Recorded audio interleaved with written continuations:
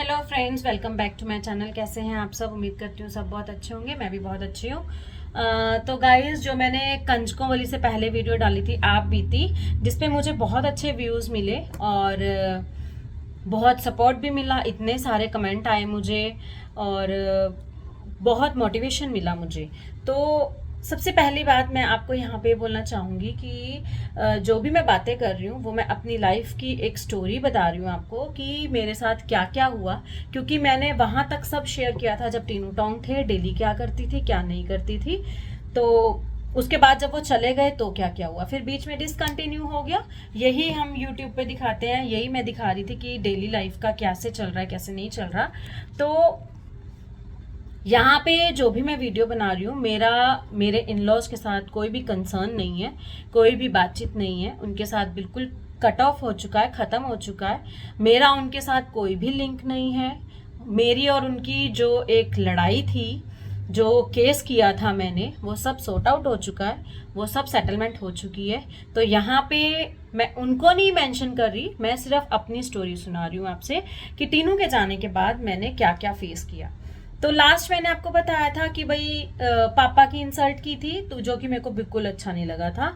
तो ये महीने बाद हो गया था। उसके बाद बीच में मुझे बोला गया कि आपस में चलता रहता है, कोई बात नहीं है ना, सॉर्ट आउट कर लो। तो नॉर्मल हम रहने लग गए। तो मैं रेगुलर पार्लर जाती थी, शाम को आती थी मैं। उसके पीछे भी मैंने बहुत कुछ सुना कि पार्लर ही सब कुछ है, घर को नहीं ध्यान देना, ये वो। जब मेरे हस्बैंड ने मुझे ये चीज़ खोल के दी तो मैं इस चीज़ को क्यों डिसकंटिन्यू करूं, है ना। और अपना माइंड डाइवर्ट करने के लिए एक पार्लर ही जरिया था मेरे पास कि मैं वहाँ पे जाऊं, क्लाइंट से मिलूं, अपना माइंड डाइवर्ट करूं, है ना। तो इस चीज़ के लिए भी मैंने बहुत कुछ सुना, बहुत कुछ सुना। तो महीने बाद हमारी ये बातचीत हो गई। उसके बाद ये मेरे पास प्रॉपर्टी के पेपर्स लेके आए मेरे इन लॉज की, तो साइन कर दे, जो टीनू की प्रॉपर्टी है हम वो तेरे नाम कर देंगे। तो मैंने बोला कि जो टीनू की प्रॉपर्टी तो वो ऑलरेडी मेरे ही नाम है। तो वहां पे मेरे को बोला गया कि नहीं, उसमें मम्मी का भी शेयर है। तो गाइज, इतनी प्रॉपर्टी है इन लोगों के पास, इतनी प्रॉपर्टी है, दो दो घर हैं, 13-14 किले जमीन है, शोरूम है इतने बड़े बड़े, मोहाली में, खरड़ में, हर जगह शोरूम है ना।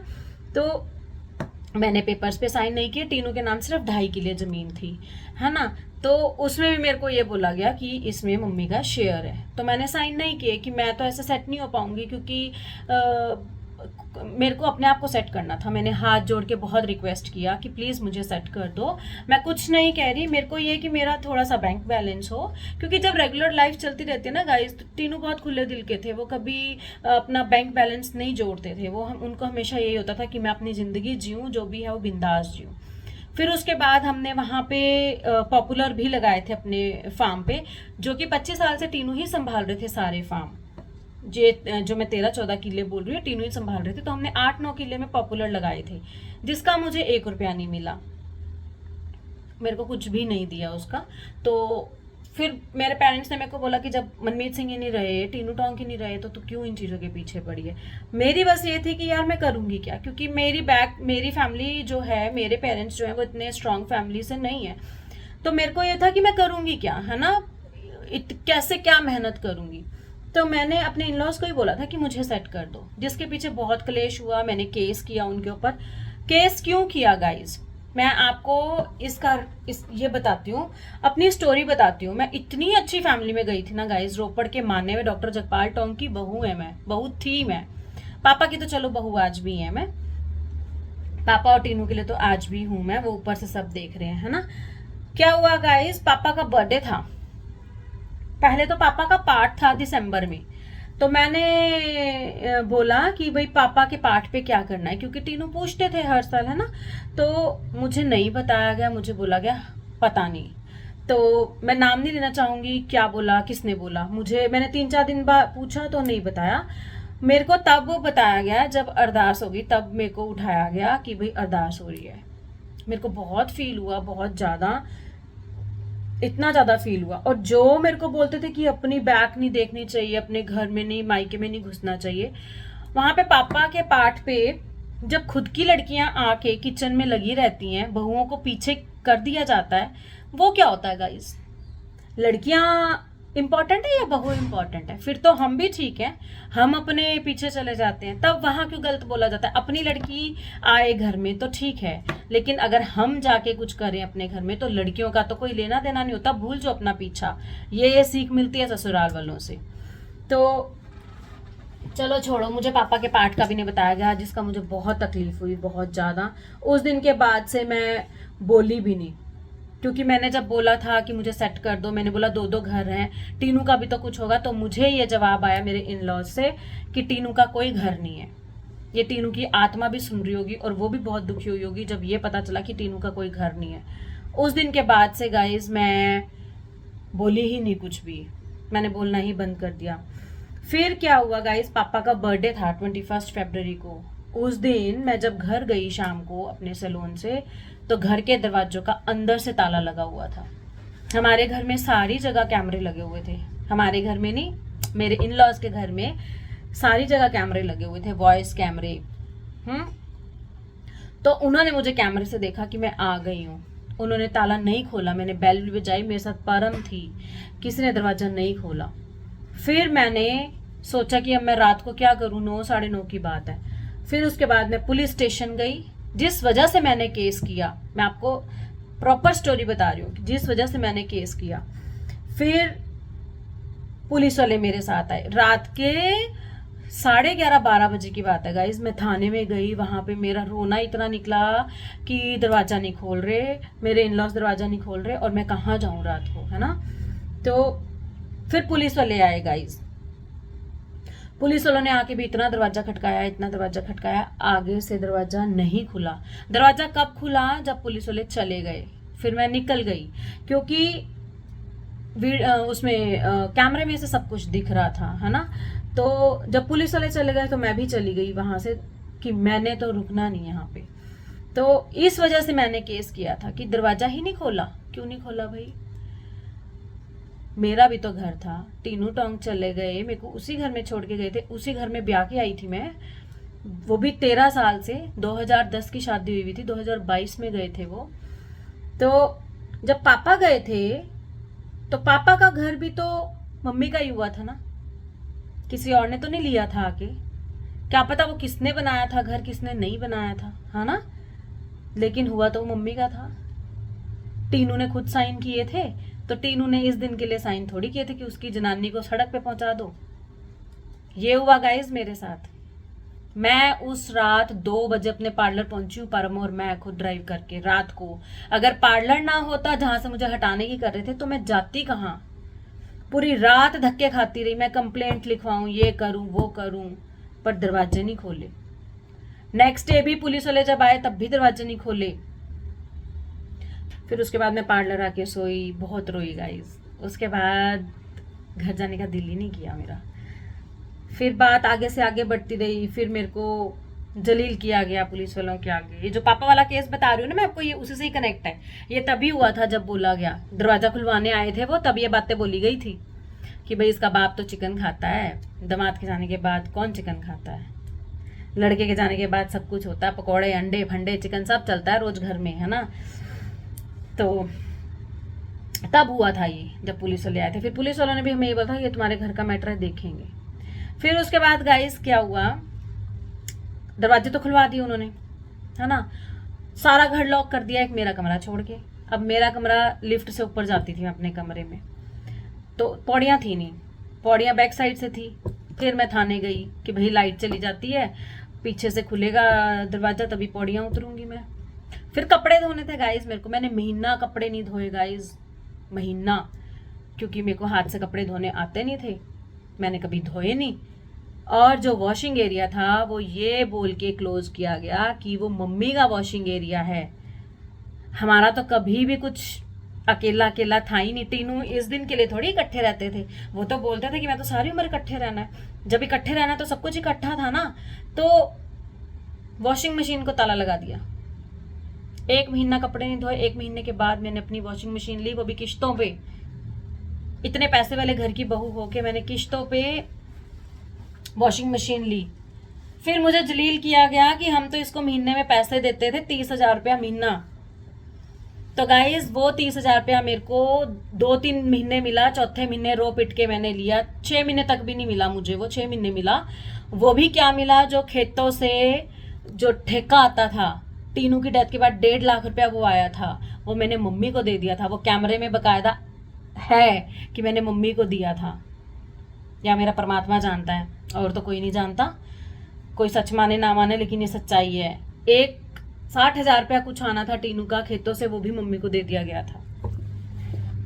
वो मुझे दिया है 30,000 करके। वो भी पुलिस वालों के सामने बोल दिया कि जी ये तो झूठ बोल रही है, इसने हमारे ऊपर ऐसी केस डाल दिया। हमने तो इसको गड्डी भी दी हुई है, हम इसको पैसा भी दे रहे हैं। गड्डी गाइस कोई नहीं दी, जो टीनू की गाड़ी थी गुरखा, वो इन-लॉज के पास है, और जो हेक्सा टीनू चलाते थे वो मेरे पास है। मुझे कुछ भी ऐसा नहीं है कि हाँ मेरे लिए कोई स्पेशल कर दिया, मेरे ऊपर कोई एहसान किया, कुछ नहीं किया। फार्म हाउस था टीनू का, 25 साल से जो खेत संभाल रहे थे, पॉपुलर लगाए थे हमने। मेरी वीडियो भी देखी होगी आपने, मैंने 10 बूटे अपने हाथ से लगाए थे। 8 किलो में हमने पॉपुलर लगाया था, इतना बढ़िया बीज लगाया था। उसमें से मुझे 1 रुपया नहीं मिला, कुछ नहीं मिला। टीनू की पॉलिसी थी, वो नहीं मुझे मिली। टीनू का जो जमीन थी उसमें से 1.25 किला सिर्फ मेरे को दिया। सब बेच दिया गाइस, जमीन भी बेच दी। और मेरे को जमीन बेची हुई बात तो सितंबर में पता चल रही है कि जो पापा के नाम भी जमीन थी ना टिल टीनू की डेथ तक, वो भी मम्मी ने अपने नाम करवा के, कैसे मुझे नहीं पता, वो सब अपने नाम करवा के आगे सेल भी कर दी। मुझे पता चला साल बाद, जबकि मैं उसी घर में रह रही थी। बताओ मीठे बन के मेरे साथ क्या क्या किया मुझे नहीं पता। और जब सब कुछ हो गया तो ऐसे ठुड्डा मार दिया, जैसे मक्खी को दूध से निकाल के फेंकते हैं। ये मेरे साथ हुआ। मैं तो सिर्फ वहां पे ना, सच्चाई बताऊं गाइस, मेरे को क्या फील होता है, मेरे को ये फील होता है कि इनको पता था कि टीनू बीमार है, उसको साथ की जरूरत है। मेरे को एज ए नर्स ही रखा हुआ था कि जब तक मैं टेक केयर कर रही थी उनकी, बहुत बढ़िया लड़की है जी, बहुत सेवा करती है, टीनू का बहुत करती है, ये करती है, वो करती है ना। टीनू को 1 मिनट भी अकेला नहीं छोड़ती। तब तक तो मैं बहुत अच्छी थी। जब टीनू हो गए पूरे तो नर्स का काम खत्म हो गया, तो उसको ऐसे ठुड्डा मारा। ये हुआ मेरे साथ, इसीलिए मैंने केस किया था कि दरवाजे बंद कर दिए। बहुत गलत हुआ था मेरे साथ। ये आज की स्टोरी है। मेरा उनके साथ कोई लेना देना नहीं है, सब सेटलमेंट हो चुकी है। जो मेरे को बोला उस पर मैंने हामी भर दी, क्योंकि मेरे पापा बहुत बीमार हो रहे थे, मेरा सोच सोच के, है ना। तो ये मैं उनके लिए नहीं डाल रही कोई भी वीडियो, ये मैं अपनी स्टोरी बता रही हूँ कि जब एक हस्बैंड चला जाता है तो उसके बाद क्या क्या होता है। मैंने ये सब फेस किया। तो आज भी मेरा कंक्लूजन ऑफ द स्टोरी यही है कि लड़की को अपने पैरों पे होना चाहिए। मेरे को यूट्यूब के लिए भी बोला गया, पुलिस वालों के आगे मेरी बेइज्जती की गई, ये तो नचती टपती फिरती है सोशल, उस पे फलाना करती फिरती है। अरे भाई सोशल मीडिया भी तो तुम्हारे लड़के ने ही मेरे को चालू कराया था, और वो इसलिए करवाया था कि अपने पैरों पे हो जाए। आज तक तो गाइज मेरा यूट्यूब चैनल बहुत अच्छा होता, ये तो किस्मत ने ही साथ छोड़ दिया। सोशल मीडिया मैं कोई नचने टपने को नहीं बनाती। सोशल मीडिया में मैं ये कोशिश कर रही हूँ कि मेरे को इतनी सपोर्ट मिले कि मैं इसके ही थ्रू कुछ कमाने लगूं, है ना। क्योंकि सैलून में इतनी कमाई नहीं है, मेरा यूनिसेक्स नहीं है, मेरा ओनली फॉर लेडीज है, तो वो अपने खर्चे ही चलते हैं सिर्फ, है ना। बहुत खर्चे, किराया देना, बिजली का बिल देना, सैलरियां देनी, जो सामान आना वो भी करना, तो कल्ली मैं ही कर रही हूँ। मेरा कौन सा बैंक बैलेंस जुड़ा हुआ था। ये सब हुआ मेरे साथ। तो बहुत मुश्किल लाइफ निकाली है मैंने। 1.5 साल गाइस मैं इस पार्लर में ही रुकी हूँ, जी रही हूँ, मर रही हूँ, क्या कर रही हूँ, किसी को कोई लेना देना नहीं। इसी पार्लर में रही हूँ मैं, एक कमरा सेट कर लिया था यहाँ पे मैंने, यहीं रही हूँ मैं। बहुत मुश्किल से, बहुत बीमार होके, हर महीने ड्रिप चढ़ के बहुत सरवाइव किया। मरी नहीं बस यार गाइस, एक मैं मरना चाहिए था। वो बोलते हैं ना जिन्होंने माड़े कर्म कीते हो वो छेती नहीं जाते धरती से। पता नहीं केड़े माड़े कर्म कीते सीगे मैं, जड़ा मैनू आ सब सहन करना पड़ा। तो ये थी मेरी स्टोरी, ये मेरी आप बीती है कि केस भी हुआ, सेटलमेंट भी हो गया, सब कुछ हो गया, है ना। पर दिमाग अभी शांत नहीं हुआ। क्यों? क्योंकि सोचा नहीं था कि ऐसा कुछ होगा। ये थी मेरी स्टोरी टीनू के जाने के बाद की। सेटलमेंट के बाद क्या हुआ, कैसे खुद को स्टैंड किया, वो सब मैं नेक्स्ट वीडियो में बताऊंगी। आज के लिए मेरा यही वीडियो था, और ये किसी के लिए नहीं है वीडियो, ये मैं अपनी स्टोरी बता रही हूँ जो कि बहुत ज़रूरी थी। और अगर मेरे को कुछ और याद आएगा, वैसे मैं भूल चुकी हूँ, काफ़ी कुछ दिमाग में नहीं रहता, लिखती थी पहले मैं, वो डायरी मेरे पास आज भी पड़ी है, हो सकता है वो मैं शेयर करूँ। तो देखती हूँ कि मैं नेक्स्ट वीडियो में क्या बनाऊँगी नेक्स्ट वीडियो। अभी के लिए यही था कि मैंने कैसी लाइफ निकाली है, कैसी नहीं निकाली, और बहुत औखा टाइम काटा है गाइज, बहुत औखा। तो मिलेंगे हम नेक्स्ट वीडियो में, अभी के लिए बाय बाय। जिन्होंने चैनल सब्सक्राइब नहीं किया प्लीज़ चैनल सब्सक्राइब कीजिए, वीडियोस को लाइक एंड शेयर कीजिए, और जितना हो सकता है चैनल को आगे बढ़ाइए, क्योंकि आपकी सपोर्ट ही मुझे आगे पहुंचा सकती है ना। क्योंकि जहाँ पे ये सब चीज़ें हो जाएं वहाँ पे मुसीबतें बहुत आती हैं। तो प्लीज़ आप सबका सपोर्ट चाहिए, मेरा चैनल जितना हो सके उतना आगे शेयर कीजिए और सब्सक्राइब कराइए। Thank you so much, bye bye.